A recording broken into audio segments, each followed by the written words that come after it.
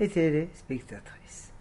J'ai été invité ce Shabbat chez des Lubavitch très sympathiques, mais je suis perplexe. Ils n'ont fait que de parler des enseignements de leur rabbi et ne semblaient pas s'intéresser aux autres rabbanim lorsque j'en ai fait mention. Ma question est la suivante. Qu'est-ce que le mouvement Lubavitch exactement? Et pourquoi semble-t-il si fermé aux autres enseignements? En effet, le chef de file du mouvement Lubavitch, le Rav Shneur Zalman Miladi, connu très bien par le nom de son ouvrage Balatania, était un des grands de l'histoire, un des génies spirituels du peuple juif, qui a écrit un livre d'une grande profondeur lié à l'édification morale de la personne humaine, et qu'il est fortement conseillé de le lire du début jusqu'à la fin, à plusieurs reprises, en traduction française, ça a été traduit également en français.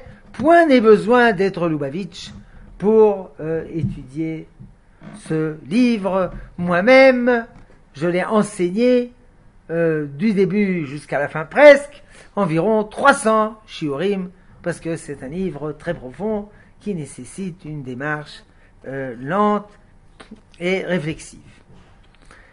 Donc, si on pose la question, qu'est-ce que Lubavitch, Chabad? Réponse, c'est une partie du judaïsme. C'est une partie organique du judaïsme. Sans aucun doute. Et si on pose la question, quel est le problème qui existe dans Lubavitch? C'est qu'ils considèrent qu'ils sont tout le judaïsme. Que tous les autres courants sont nuls et non avenus. Caducs et effacés. Ce qui, évidemment, est inexact. Il est autorisé de tout un chacun d'être un fidèle disciple de son maître, de dire, moi, ça c'est mon maître, je consacre ma vie à approfondir les paroles de mon maître, puissé-je réussir et puisse Dieu m'aider à comprendre les paroles de mon maître. Mais j'estime les autres maîtres, je les admire, et je comprends parfaitement qu'il est impossible de construire le peuple juif, et la Torah, et la vertu, et la droiture, et la réussite finale du peuple juif, et la Géoula, uniquement avec mon maître à moi.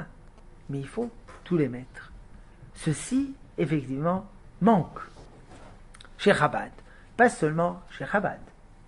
Il y a beaucoup de courants qui font de l'impérialisme spirituel et qui considèrent qu'ils possèdent toute la droiture, toute la vertu, toute la vérité, et que les autres ne sont que des scories de l'histoire qui traînent misérablement. C'est inexact.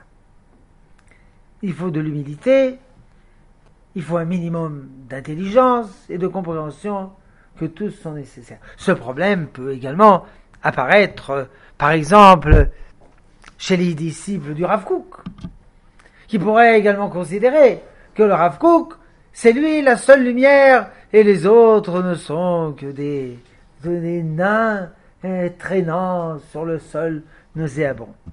Non.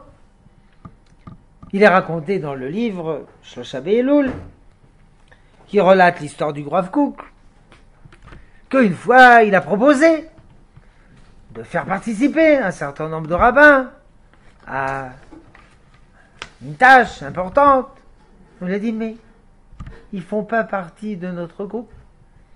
Alors elle a dit, prière de ne pas me faire des cookistes.